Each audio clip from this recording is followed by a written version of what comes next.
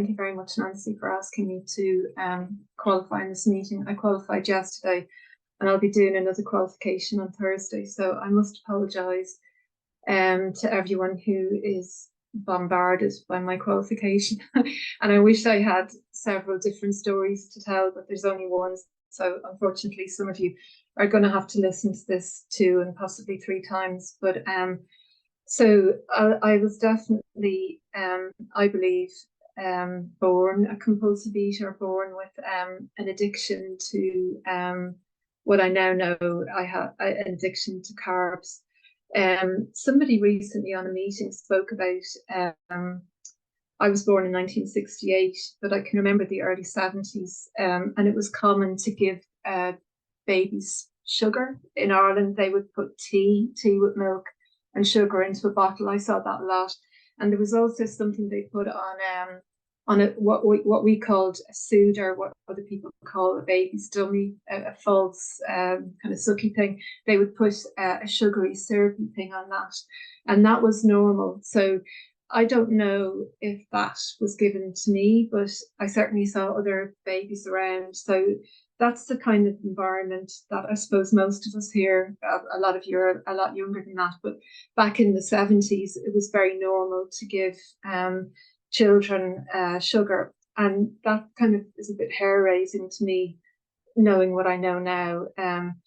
I was a big baby. I was 9 pounds 8 ounces. Apparently, I always loved food. And I certainly, as I got a bit older and became aware of food and eating, I certainly had much more interest in food than my siblings who didn't want to eat. My mother always had a problem of trying to get them to eat and trying to stop me eating, and she would hide food from me. And I don't feel resentment towards her for that. I think it was the only way she could deal with my eating. And by looking at photographs, I looked very normal until about 12 or 13. As soon as I hit puberty, then my weight started going up, and then it became an issue. And what I thought was the problem was weight. That appeared that was if only I could get the weight off, everything would be fine. And that began my dieting days. I said the first diet I went on was probably around 13, and I dieted right the way up until I came into GreySheet 5 years ago. I was always either on a diet or I was binging. I was one or the other. There was never a normal period in between that. And initially, to an extent, I was a successful dieter.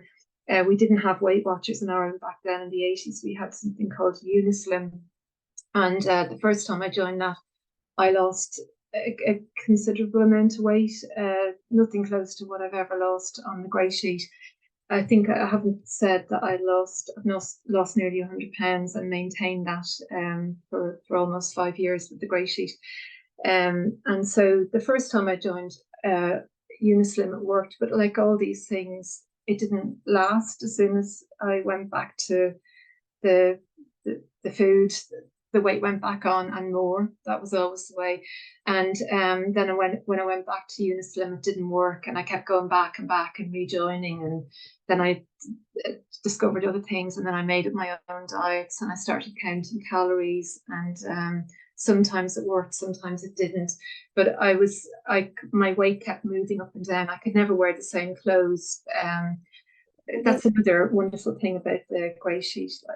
For the past 5 summers, I know I can fit into summer clothes. That was never the way before. I always had to buy new clothes every summer because I was never the same weight. I was either big, bigger, or extremely big, or back down to like something coming near to normal. But so my first discovery of 12-step program was while I was still living in Ireland in the early 90s. There was one Overeaters Anonymous meeting in the centre of Dublin, and I went along to that, and I was looking for a solution to my weight, and they were reading the big book, but there was no food plan. And I kept asking, how do you? Well, they were all overweight for a start. Everybody was extremely overweight, as I remember. And I'm not saying that in a critical way. It was just a fact, and that was kind of confusing to me because I wanted to I was there to lose weight, and I asked them, was there a food plan? And they said, no, we just pray, and then that helps us to stop eating. And it makes me kind of realize how important the not the 12 steps, the traditions are, and things like that in our 12-step program, because it keeps a boundary around us. I think as addicts, we're always wanting to bend the rules, and I love those traditions because it keeps our grey sheet food plan very tight and all the things around that. And that's why it's so successful in my mind anyway. So not surprisingly, I didn't hang around OA for very long in Ireland. And then it was around about the early 90s, I think. There were many experiences like this, but this is one that just sticks in my mind. And it was, I'd gone to Vietnam for 10 days with a group of people, and we flew into the north of the country. And over the 10 days, we gradually travelled all the way down south. And there was a point where we went into an area called Hanoi Bay. How am I doing for time, Katrine? I said 10 minutes, but I'm not. Did you? Oh gosh, I better hurry up. Okay, so 8 more. 8 more, brilliant, thank you. So yeah, I was on this boat in Hanoi Bay, and it was a beautiful day. It was blue skies, it was blue water. The food was fabulous. The company was great. Everything was perfect. It's like paradise. And I don't think I've ever felt so bloody miserable in my life. And I was wearing some huge tent thing in black because trying to look thin, and I was sweating, and I just felt exhausted from eating. You know, I could not stop eating, and the only thing I could think of was that when I got home, I was going to start another diet, and this seemed to be the same whirligig that was going on and on and on. There was no, you know, even though diets failed, there was nothing else but to return to a diet. So not long after that, I moved to England and I rediscovered OA again. And in London at that time, there probably is still are, there are a lot of OA meetings, there's 2 or 3 a day. And it was the same thing, a lot of very overweight people, no food plan.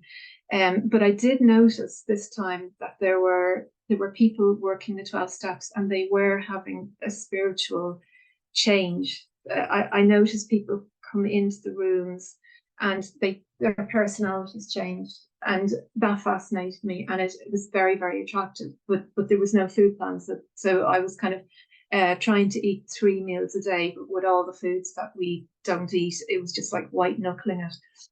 And then I'm going to have to speed up because otherwise I'll run out of time. But yeah, so in between that, I tried intuitive eating. I bought a huge amount of books. I went to seminars. I traveled long distances to seminars to learn about intuitive eating. It never worked.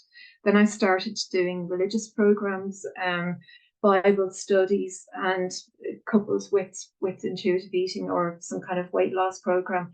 That didn't work either, and that actually really upset me because it made me feel like my faith wasn't strong enough, that I had actually let God down in some way. And it was around about that time I went looking for an OA How meeting, and I thought I was going to OA How, but I actually went to a live Grey Sheet meeting in London, the Hine Street meeting. And oh gosh, I thought these people are so strange, they're so intense, but they were all pinned. Thank you. How much? About 5 minutes, is Katrine? Thank you. So so there was, yeah, and they were definitely working the steps, and there was something spiritual happening in that room. And many of you probably haven't been into that room, but it's a hideous room in a basement under the level of the road, and it's dark and dreary, and it's painted kind of putty coloured. It's yeah, but yet something amazing happens in that room, and those meetings are still going on once a month. So I highly recommend anybody who can to if they're passing through London to go to that meeting. But yeah, so I wanted to lose weight, and I got my hands on a grey sheet, and I had a sponsor for about a week, and I just thought this is it was too intense for me, and I kind of thought, well, I'll just go away and do this on my own, which I did for about 3 months, and I did lose quite a bit of weight, but not surprisingly, I couldn't do it on my own. It's too difficult to do this we need the community and we need the spiritual aspect. So about 5 years later, I came back in. I had been listening to YouTube qualifications, and I heard my now sponsor qualifying. Every year she used to do an anniversary qualifications. There were quite a few of those qualifications on there. And there was something about her voice and her manner and the way she spoke about her abstinence and everything. Yeah, I couldn't see her, obviously. It was a sound of her voice.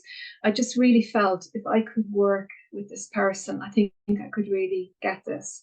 And it took me a while to track down her details, but I did manage to contact her. I emailed her. She's in a completely different time zone to me, but she responded within an hour, as I remember, saying that she would sponsor me, and she has been my sponsor ever since, and that has been a wonderful relationship. And I at that point hit the ground running.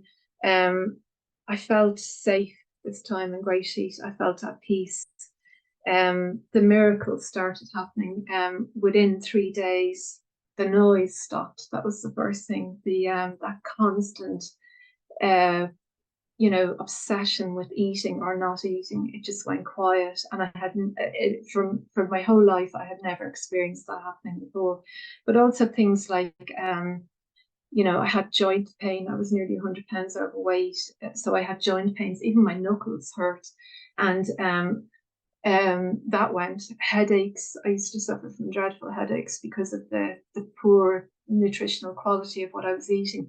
Those headaches went. I rarely get a headache now.